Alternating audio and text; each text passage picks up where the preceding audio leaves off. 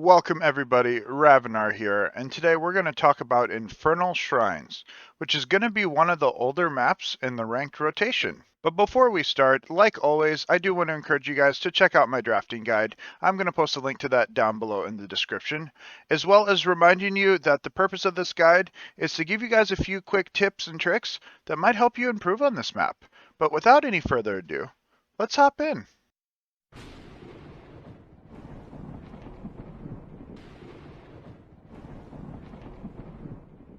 Before we start, I do want to encourage you guys to check me out on Twitch. I'm going to go ahead and post a link to that down below in the description as well. Now, Infernal Shrines is going to be unique because there's going to be 3 different kinds of objectives that you utilize during the game.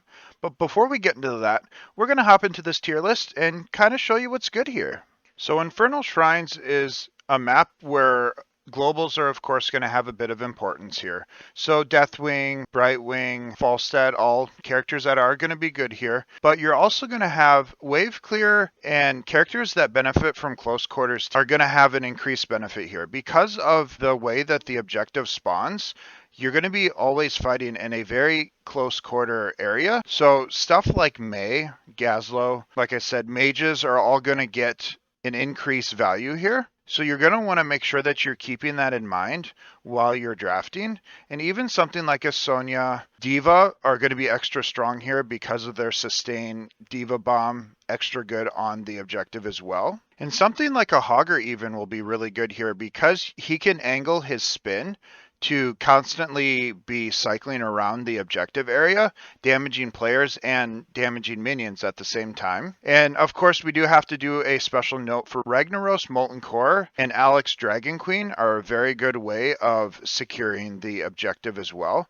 Even a Cho'Gall gets slightly more value on a map like this because of how tightly quartered you're going to be fighting. You'll notice that there's not even a whole lot of low tier heroes as you would see on a lot of other maps because of the way that the map is laid out. You do have stuff like Vikings and Butcher that are going to be lower, but you'll notice that all the other heroes kind of shift up in their viability. Even like a Probius could see some play here with how quickly he could turn a tide with the way that his kit works, with him being able to drop his turrets and use his AoE abilities to steal minions and team fight. Welcome back. Like on many other maps, globals are going to have a higher priority here, so you're going to want to make sure you're keeping that in mind while you're drafting. The next thing I want to talk about is going to be something that we touched on a little bit during the tier list, but it's going to be a couple of characters that give you a little extra advantage on the objective. You're going to have Molten Core with Ragnaros, you're going to have Dragon Queen with Alexstrasza, and then obviously you're going to have Diva Bomb with Diva. All of these characters on their own aren't really that strong, but they each bring a different tool that you wouldn't normally have, which is going to give them a little bit increased viability to any team fight that they're in. The last aspect we want to touch on when it comes to fighting over the objective, that there is a higher importance on zone control and AoE based heroes. Something like a Mei is going to have an increased priority because she has that zone control in her kit with her Blizzard that can kind of zone people out and potentially stun them, as well as wave clear heroes like Jaina, Kael'thas, Asmodan. All of those sorts of heroes are going to have an increased importance as well when it comes to helping take the minions that you use to get the objective. So the next thing we're going to talk about is going to be the objective, which are going to be the Punishers. Now, there are going to be 3 different kinds of Punishers here. There's going to be the Frozen Punisher, there's going to be the Arcane Punisher, and then there's going to be the Mortar Punisher. We're going to start with the Frozen one. Now, the Frozen Punisher is arguably one of the strongest Punishers in the game because of its ability to disable structures. And what that means is it is the Punisher that you always want to be pushing with. Because of the fact that it does disable structures, it doesn't actually do that much damage on its own, which means it's going to heavily rely on your team pushing along with it to get maximum value. If this Punisher just pushes on its own, it is going to get little to no value because it does not do a whole lot of damage on its own. The Mortar Punisher is probably going to be the Punisher that does the most raw damage on its own because its base attack is just the strongest out of the 3. Even though its fireballs that it shoots off aren't overly strong and are pretty easy to dodge, they can all do a significant amount of damage to structures and obviously players that stand in them. And then we're going to have the Arcane Punisher, which is probably the most annoying one to fight against because of the arcane orbs that it spawns and that does consistent damage.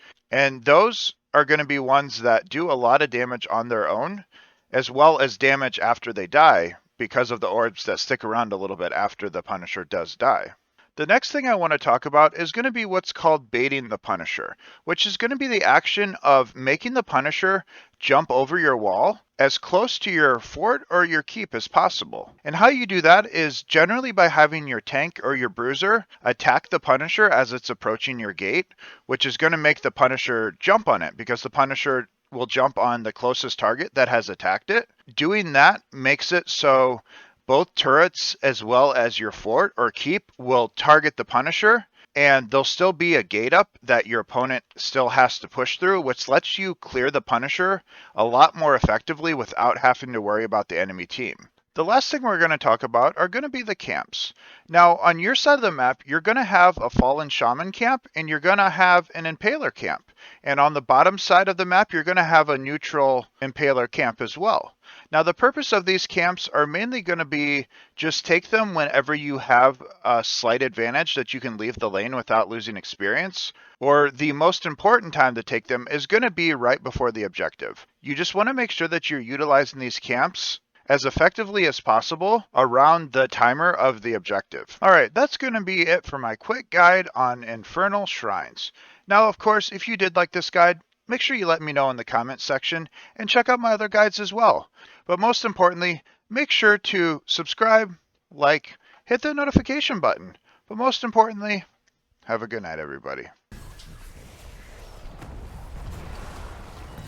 Oh, look at that! Rain of Destruction OP, let's go.